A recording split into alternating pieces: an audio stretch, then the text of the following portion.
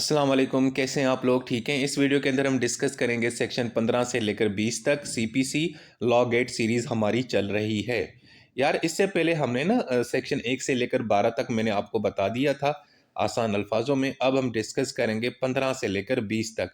तो अगर हम स्टार्ट करें सेक्शन 15 से, या सेक्शन 15 सिंपल ये कहता है कि यार आपने अपना जो दावा है, जो मुकदमा है, जो सूट है ना, वो आपने सबसे पहले जो लोएस्ट ग्रेड कोर्ट है, यानी जो सबसे नीचे वाली अदालत है, वहाँ पे आपने फाइल करना है।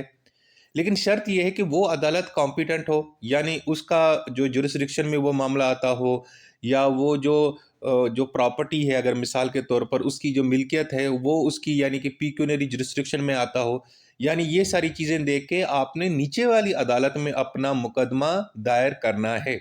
ये हो गया सेक्शन 15। अब सेक्शन 16 क्या कहता है? यार वो ये कहता है कि यार आपने अपना मुकदमा दावा उस जगह पे फाइल करना है जिस जगह पे आपका सब्जेक्ट मैटर मौजूद है। यानी अगर आपकी प्रॉपर्टी जिस इलाके में मौजूद है, आप वहां की अदालत में जाके आपने मुकदमा दायर करना है। ये बड़ा सिंपल हो गया। अब हम इसको एग्जांपल से देखते हैं। मिसाल के तौर पर आपके पास इमूवेबल प्रॉपर्टी है, घर है या ज़मीन है।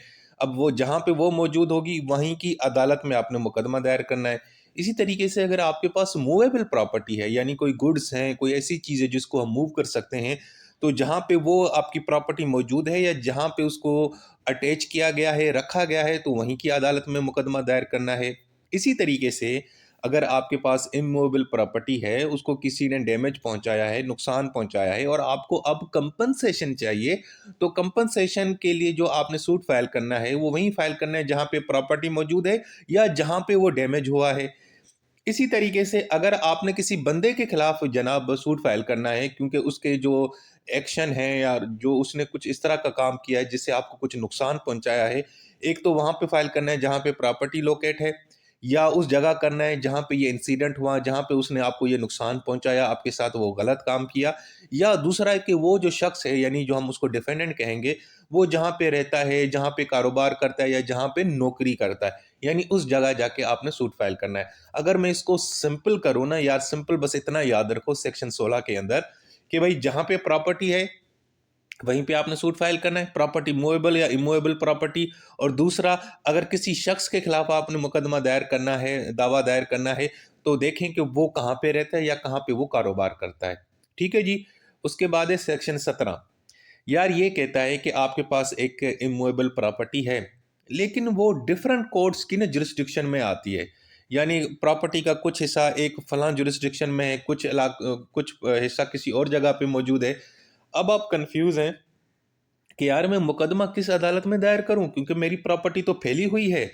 यानी अदालत ए की कैटे जुरिस्डिक्शन में भी आती है, अदालत 2 की भी जुरिस्डिक्शन में आता है। अब मैं क्या करूं?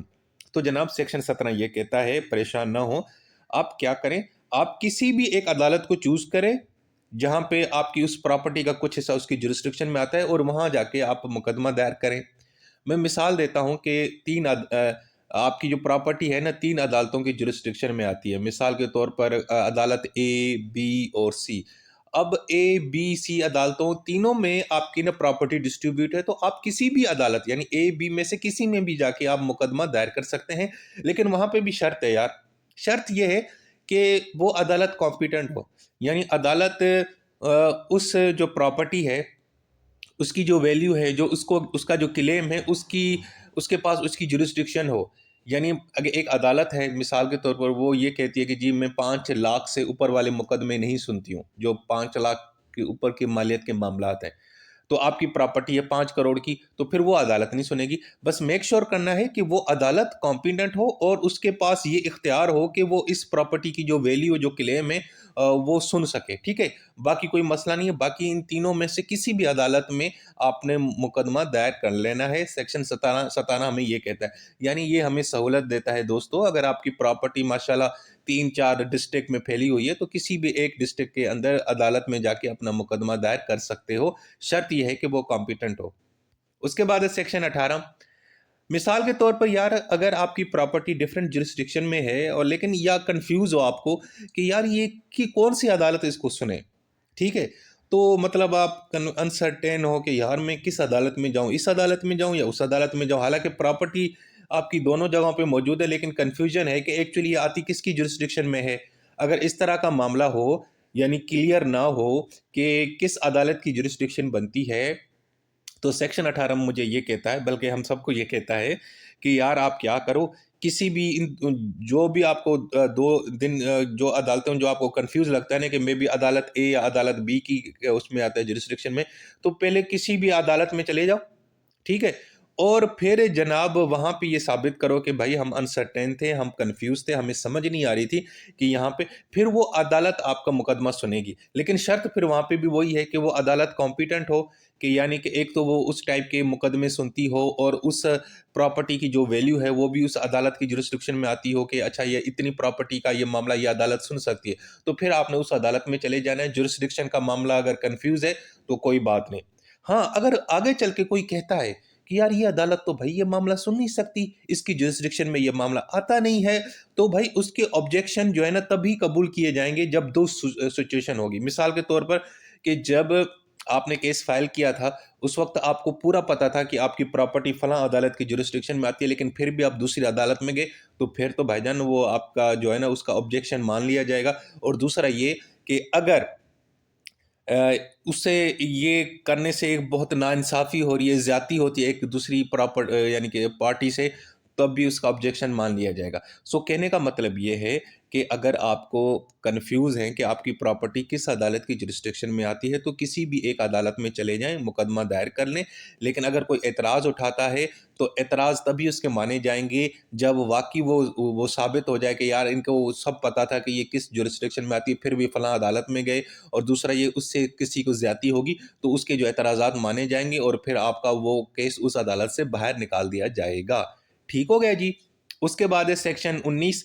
अब ये क्या कहता है? ये कहता है कि यार देखो, आपके पास है, आपने किसी शख्स के साथ गलत किया या उसकी मूवेबल प्रॉपर्टी को डैमेज किया, तो अब आप कंपनसेशन के लिए क्या करेंगे? एक तो उस अदालत में जा सकते हैं जहाँ पे वो गलत काम हुआ हो, ठीक है? आपके साथ वो ज़्यादती हुई हो, आपकी उस प्रॉपर्टी को जहाँ पे नुकसान पहुँचा, या दूसरा ऑप्शन ये है कि उस अदालत में चले जाएँ जहाँ पे जिस जुरिस्डिक्शन में वो शख्स रहता है। देखें ना, लोग रहते किसी और एरिया में हैं और काम किसी और जगह करते हैं, तो ये भी है। सो कहने का मतलब है, अगर हम इसको सिंपल करें, एग्जांपल के तौर पे देखें, मिसाल के तौर पर अगर किसी ने आपकी गाड़ी को डैमेज किया है सिटी ए के अंदर, लेकिन आप रहते हैं सिटी बी में हैं, तो अब जनाब आप सिटी ए और सिटी बी दोनों की अदालतों में से किसी एक भी अदालत में जाके आप मुकदमा दायर कर सकते हैं। ठीक है जी? तो यानी ये आपके पास ऑप्शन है, या तो उस जगह दायर करें जहाँ पे वो शख्स रहता है, या उस जगह दायर करें जहाँ पे जिस जगह पे वो आपकी गाड़ी को नुकसान पहुंचा। उसके बाद है सेक्शन 20। जनाब ये क्या कहता है? यार ये कहता है, देखें, आम सूरतों में ये होता है कि हम सूट उस अदालत में ही फाइल करते हैं जहाँ पे जो शख्स जिसने आपको नुकसान पहुँचाया हो, जिसके खिलाफ आप दावा दायर कर रहे हैं, जहाँ पे वो रहता है, कारोबार करता है, काम करता है, ठीक है? और दूसरा जहाँ पे कॉज़ ऑफ एक्शन जो है ना हैपेंड हुआ हो, यानी जो एक्चुअली मामला है ना जहाँ पे वो अकर हुआ हो। तो यानी 2 ऑप्शन है आपके पास, या तो उस जगह पे दायर करें जहाँ पे डिफेंडेंट रहता है, कारोबार करता है, काम करता है, या उस जगह पे जहाँ पे वो इश्यू एक्चुअली हुआ हो। जो आपका रीज़न है लॉ सूट का, जो मामला है, जो असल में जो तनाज़ा जहाँ पे पेश आया था, जहाँ पे झगड़ा हुआ था, ऐसे ही समझ लें, ठीक है जी? तो वहाँ पे करना है। लेकिन अगर बहुत सारे डिफेंडेंट हो तो फिर क्या करें? यानी आपने एक शख्स के खिलाफ नहीं बल्कि 10 लोगों के खिलाफ आपने ना दावा दायर करना है, तो अब क्या करें? तो उसमें ये है कि यार अगर जो है डिफेंडेंट है ना वो 10 बंदे हैं, वो 10 मुख्तलिफ जुरिस्डिक्शन में रहते हैं, तो अब आप उन 10 की जो जिस जुरिस्डिक्शन में रहते हैं, तो किसी एक भी अदालत में चले जाएँ जहाँ पे वो रहते हैं। मिसाल के तौर पर 10 बंदे हैं ना, 10 मुख्तलिफ इलाकों में रहते हैं, तो फिर 10 मुख्तलिफ अदालतें के जुरिस्डिक्शन में वो आते हैं, तो उनकी उनमें से किसी भी एक अदालत में चले जाएँ, ठीक है? जहाँ पे वो लोग रहते हैं या कारोबार करते हैं। लेकिन उसके लिए क्या है? उसके लिए एक अदालत से आपको परमिशन चाहिए, एक ये, और दूसरा ये कि जो दूसरे डिफेंडेंट हो ना जो है ना वो उनको कोई ऑब्जेक्शन ना हो। उन्होंने कहा चलो ये ठीक है, आप फलां शख्स की जो है ना जुरिस्डिक्शन वाली अदालत में जा रहे हैं, हम दूसरों को कोई एतराज़ नहीं, आप चलें वहीं पे केस फाइल कर दें, हम वहीं पे आ जाएँगे। ठीक है जी? अगर हम इसको सिंपल ये करें कि आप क्या करते हो, आप ना कुछ लोगों को सू करते हो कि उन्होंने आपके साथ जो कॉन्ट्रैक्ट है उसको ब्रीच किया, कॉन्ट्रैक्ट को तोड़ा। अब आप किस अदालत में मुकदमा दायर करोगे? एक तो वहाँ पे जहाँ पे डिफेंडेंट रहते हैं सारे, ठीक है, जहाँ पे वो रहता है, या जहाँ पे वो आपका कॉन्ट्रैक्ट साइन हुआ था, जो कॉज ऑफ एक्शन हुआ था, जिस जगह पे आपका वो कॉन्ट्रैक्ट की जो है ना उस खिलाफ वर्जी हुई।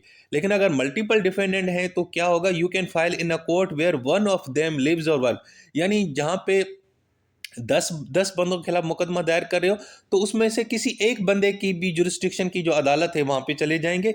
लेकिन शर्त ये है कि अदालत से आपको इजाज़त लेनी पड़ेगी और साथ में बाकी जो दूसरे डिफेंडेंट हैं उनको कोई एतराज़ ना हो। उन्होंने कहा चलो जी ठीक है, अगर आप फलाँ बंदे के इलाके में करना चाहते हैं, एक डिफेंडेंट है, तो हम सारे भी वहाँ पे पेश हो जाएँगे अदालत में, कोई मसला नहीं।